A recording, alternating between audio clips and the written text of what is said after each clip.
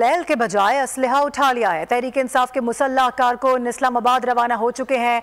असलहा बरदार कारकुनान की कुछ वीडियो सामने आई हैं। गोली चलेगी तो हम भी गोली चलाएंगे। मुसल्लह कारकुनान की जानिब से ये वाज़े पैगाम भी दिया जा रहा है। बंद रास्ते खोलकर हर सूरत डी चौक पहुंचेंगे।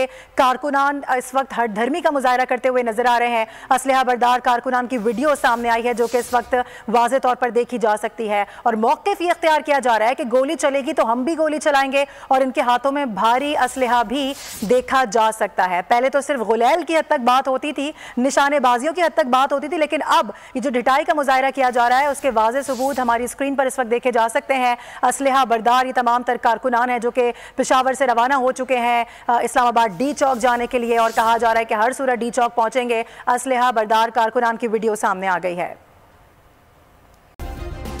सब्सक्राइब करें और बेल दबाएं ताकि कोई खबर रह न जाए।